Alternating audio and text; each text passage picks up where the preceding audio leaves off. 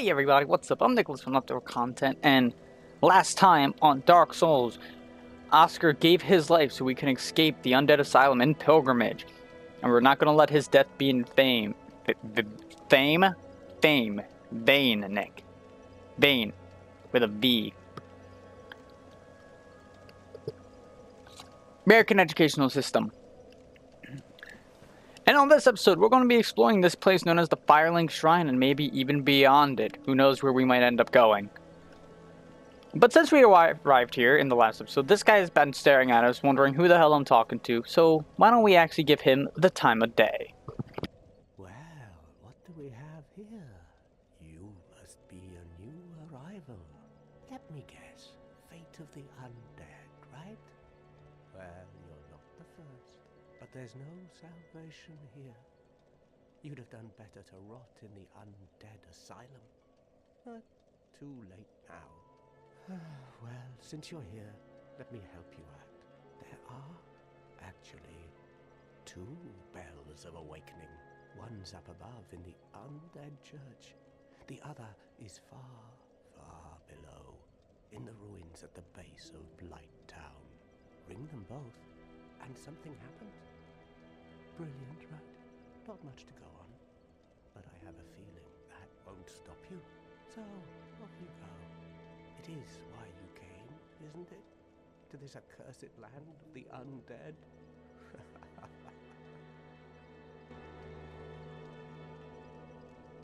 Ah, your face. You're practically hollow. But who knows? Going hollow could solve quite a bit.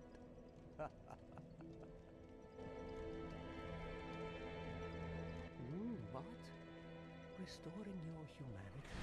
Well, there are a few ways to go about it. Collected bit by bit from corpses. Or you can butter up a cleric and get yourself summoned. And the quickest way, although I never do it, is to kill a healthy undead and pillage its humanity. Coveting thy neighbor is only human, after all.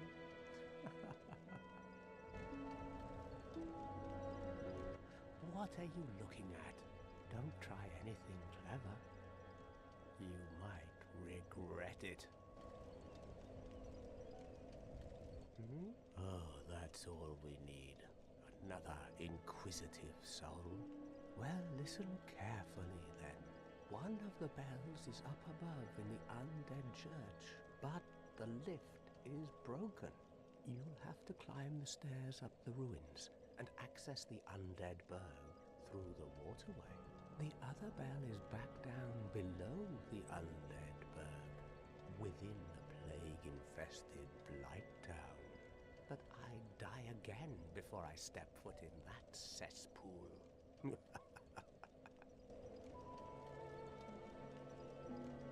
Bloody hell, what is it now? You ask too many questions. This guy's name is known as the Crestfallen Warrior. At least he was kind enough to tell us what the main plot of this game was. So, it seems like we have to bring these two bells of awakening. One in the plague-infested Blight Town and the other in the Undead Burg. If we come down here, however, we'll find this. A woman trapped behind a cage. This woman's name is Anastasia of Astora. She can reinforce your Estus flask, however, we lack the item required to do so. We'll be going over that when we find it. You may have noticed that while I was talking to him, I suddenly got another Estus flask. Well, this is a mechanic that I don't really understand too much, but I'll go over the best that I've seen. When somebody kindles a bonfire, if someone kindles a bonfire that you last rested at, it'll give you back an Estus flask. And it put me to 11. We'll be going over kindling in much more detail, but he did tell us how to restore humanity. If you look up, we have that one soft humanity. As long as that counter has a humanity in there, at least one soft humanity, you can offer up that humanity and become human again and reverse your hollowing. Being human, it has a couple benefits. but it also has not as good benefits. We'll be going over them as they crop up. Real quick though. Alrighty, and we are back. The reason why I wanted to start in offline mode is because I'm trying to be a little more serious about this playthrough. I don't want to have someone invading me. On my first take, I did have someone invade me, and it didn't really go so well.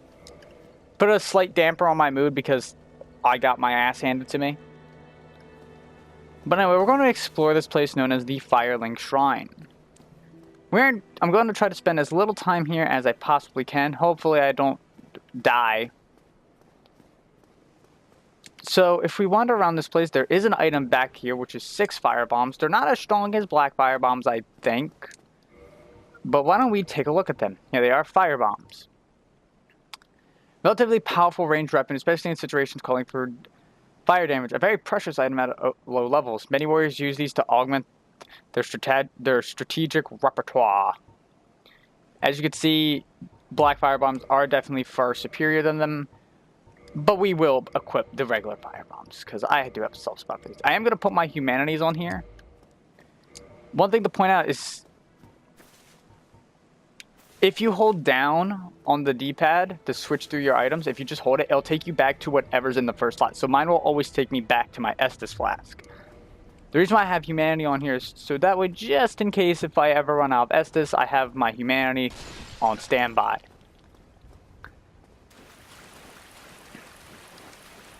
This chest, I'm not entirely sure what it does, but I will be looking it up before we leave Firelink Shrine, so that way I can tell you guys at the end of this video. I'll splice it in right now. It's exactly what that chest does. Take it away, Future Nick. Okay, so I forgot to mention this, but this open chest is actually here because it's meant to act as a safeguard in case you accidentally drop progression items or story items. This chest will be closed. If you do so, coming here and opening it will have the item that you dropped or didn't get inside. That is what this chest is for. Go back. Let's cut back to past Nick. Man, just like past Nick, I cannot freaking talk. Wow, ain't that something, guys? If we come up these stairs, sorry if that cut threw you off, but if we come up these stairs, there is an item over here. Hi, how are you?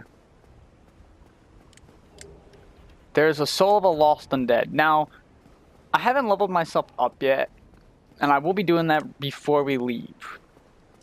I'll be doing most of my leveling up off screen, but I will show you my stats at the start of every video. Keep in mind, if you're looking for top tier Souls play, you're in the wrong channel. You're on the wrong channel, guys. If we go through this door and keep going, careful going around this, you can slide down. You'll find another soul of a lost undead. Now then, do not worry, we'll be going back down that way that I looked out to that graveyard in a moment. I just didn't want to go there right now. I do get very lost in this place very easily because it is just ruins. But if we come over here, we can talk to this man. Allow me to mute my microphone while he talks. Hello there. I believe we are not acquainted. I am Petrus of Firelink. Have you business with us? If not, I'd prefer to keep a distance, if possible. Hello there. I realize that I have requested that we retain our distance, but I also want you to know that it is not meant in ill will. Here, take this as a token of peace. No, go ahead. It's for you. He hands us a copper coin, which we shall read what it is in a moment. Right now. Is it in a different section? No, it's right here. I'm just blind. Copper coin. Coin made of copper. Its face shows Old Man McLoft, god of medicine and drink. Even coins of great value in the world of men have little value in Lordran, where the accepted currency is souls. Those who dream of returning to the outside world are fond of carrying these around. Oh my, you again. Oh, I know. How about this? I have to await my companions here anyway. So what if I were to teach you some miracles? Would that please you? Very well. Then first, a covenant with the gods? For now, we are going to say yes, but we will not stay in this covenant. I will be joining covenant. I'll be explaining covenants after we finish talking to him.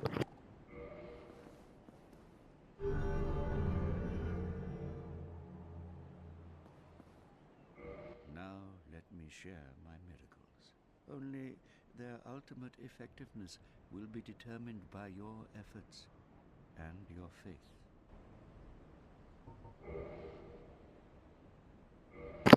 Alright, so why don't we look at what he has? He has the Great Hero Excerpt, Homeward, which will take you to your last bonfire. Force, which doesn't deal damage, I think, but pushes things away from you. Some enemies that are beefier will not be pushed away. Seek Guidance is a very interesting one. Guidance communicates between the undead, and I don't really know how it works. I believe it's an online item. Maybe I'm wrong. Then you have regular hero. You can kind of figure out how these go. He has a talisman, and he has the Thoroland talisman. I don't recommend getting either of these unless you really want to do some miracles. But even so, I will not get the Thoroland talisman or the regular talisman from him because you can get far better ones very early. Come again. Now, the way covenants work are... Hold on, let me blow out your eardrums because this stuff is loud. The way that covenants work is, think of them as kind of like your little group that you can join. You can rank up in these covenants, get more items, get access to newer things. That's what covenants are. I'm not really good at explaining things in Dark Souls because I don't know a lot about Dark Souls. I'm trying to seem like I am, but I really don't. If we come up here, you can see that there are stairs. If we go up these stairs... we'll find ourselves a new item, a Soul of the Lost Undead. I realized I haven't gone over what the Soul of the Lost Undead's description is. We shall do that right now. Soul of a Lost Undead who has long ago gone hollow. Used to acquire souls. Souls are the source of all life, and whether undead or even hollow, one continues to seek them. I really like the item descriptions in this game. They really feel interested. Let's read the description for the Battle Axe. Standard Battle Axe inflicts regular damage, making it effective in various situations. Powerful attack due to its weight, but one wrong swing leaves the wielder wide open. So timing and proximity to the enemy must be judged carefully. And the Spider Shield? Shield of the Savage Mountain Bandits, uniquely shaped with a large black spider etched upon it. Has resistance to poison. Hood worn by... I can never read that word. Hood worn by Burgers. I'm just going to say Burger. Hood worn by Burger, who raid mountain hamlets and attack travelers. In addition to protecting themselves against the blazing sun, dust, and sand, it helps them tell friend from foe in the heat of battle. Armor worn by Burger. Yeah, I think these all just say the same thing, except for the second paragraph. The addition of metal over base of cloth and leather offers good mobility and defense. This says the same thing, and so does this. Okay, why does this one say something different? I guess because it's the hood part. Alright.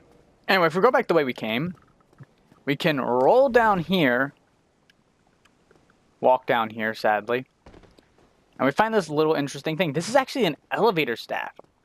Elevator staff, yes. Elevator shaft. We'll be going over what that does later on. Yes, we'll be figuring out how to work the staff and shaft later on. We come over to here, we can open up this chest, and inside is a cracked red eye orb. Online play item, invade another world. Hollows cannot use the item. Defeat the master of the world you have invaded to acquire humanity. This goes on to what the crestfallen warrior was saying earlier. The cracked red eye orb allows players to temporarily imitate this ability, normally limited to dark rates of caffeine. That goes to what the crestfallen warrior was saying earlier. When I first played this game, I honestly thought he was talking about killing the NPCs of the world. Here we have the Morningstar and Talisman. This is why I was telling you, you don't need to buy your stuff from him. So why don't we see what the Talisman does? But first, here's the Morningstar. Hammer with a sharp spike on its pommel. Pommel? American educational system. I'm blaming that. One of the more barbaric cleric items. Uniquely, this hammer inflicts thrust damage and causes bleeding. Very interesting. Here's the Talisman. Medium for casting Miracles of the Gods. Standard talisman issued to common believers. Equip the talisman to cast miracles. Attude miracles from a scroll at a bonfire. Most miracles have a limited number of uses. I don't like the fact that they don't spell out number. That makes me upset. That's why I was saying you don't need to buy the talisman from him, because you can get one for free right there. Here we have a homeward bow and a homeward bow. Homeward bow. Let's see what this does. Bone fragment reduced to white ash. Return to the last bonfire for resting. Bonfires are fueled by the bones of the undead. In rare cases, the strong urge of their previous owner to seek bonfire enchants their bones with a homeward instinct. Very interesting that bonfires are actually powered by the bones of the undead. I find that very interesting. Lloyd's Talisman. Talisman utilized by Allfather Lloyd's Cleric's Knight to hunt down the undead. Blocks Estus recovery within a limited area. In the outside world, the undead are cursed creatures, and Lloyd's Cleric's Knights are widely praised for their undead hunts. This blessed talisman blocks undead recovery, allowing the knights to fight with impunity. I read that as impunity. But now, the reason why I said we come back to that graveyard is because look at where we are. We're back at that graveyard. As you can see, there's the crow. And I also attracted the attention of some skelly bellies. These skeletons are no joke. Do not take them lightly. I mean, I guess you kind of have to because they are light. If you're having trouble with them, I highly recommend equipping the Morningstar, as the Morningstar will indeed just straight up obliterate them. Now, you might have noticed that when he hit me, I had a weird status bar pop up. That status bar is bleed. Even when I'm blocking, hey, you guys need to calm down.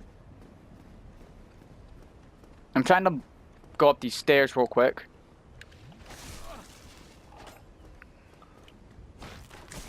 I knew he was there, and I just...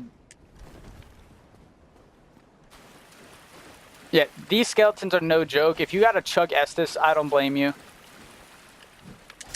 Oh my gosh. I'm just so bad. Yeah, even when you're blocking... Even when you're blocking, they will still inflict bleed. If that bleed bar fills up, you will acquire blood loss, and you will lose a massive amount of HP. As you can see, that was a very risky maneuver I just did. Try to kind of funnel them in here.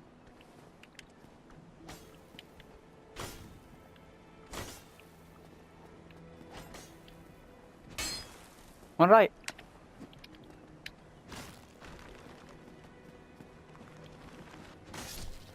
That's one down, and the other skeleton is trying to figure out how... Okay, the game just said... When they're in that pose, I believe that they will parry you. So don't mess with them when they are in that pose. While he's down, I'm going to quickly chug an Estus. And get punished for doing so. As you can see, my bar is filling up rather quickly. Thankfully, their bleed buildup isn't too high. I know I'm kind of getting the crap kicked out of me. I'm sorry. I told you if you came here for expert Souls plays that this wasn't the one. And that should be it for him. They give around 50 soul... Oh my god, he exploded. That was a mean backstab. Now, I don't really recommend trying to fight them down in the graveyard, because if you look down there, you can see that there are other skeletons down there waiting for you. But it looks like there's a ton of items down there. Are we going to go try and get those items? Of course we are. We're going to jump down here and take some fall damage, no biggie. Pick up this large soul of the Lost Undead. A large soul, meaning it's bigger. That's what large means. It means big. Good job, Nick. We come over here and we pick this up, and here's another large soul of the Lost Undead. We come over here. You are going to want to be quick, because there are some rather tough enemies that can be here. I don't want to go that way, and I'm getting stuck on everything. And those guys just woke up. Oh no. Hey, big buddy. Please don't kill me. We come over here though. We get the important one, the binoculars. Very, very fucking important. The strongest item in the game. Gotta love the binoculars. I thought it was something else. That's the winged spear. And if you don't mind me, I'm actually gonna run really far away. Was he rolling at me?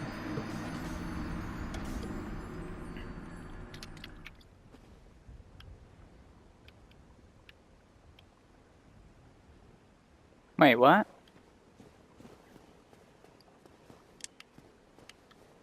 Where did it put my stuff?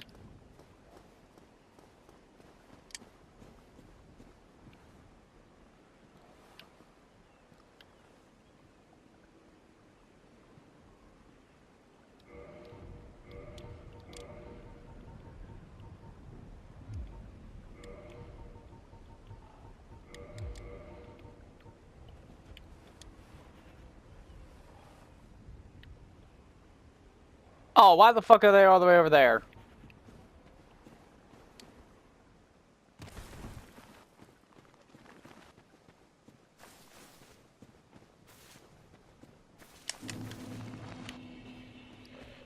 Anyway, we missed this one last time, but this is actually the important one. The Zweihander.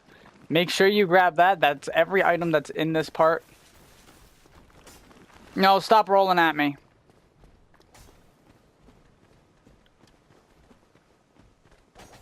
Don't.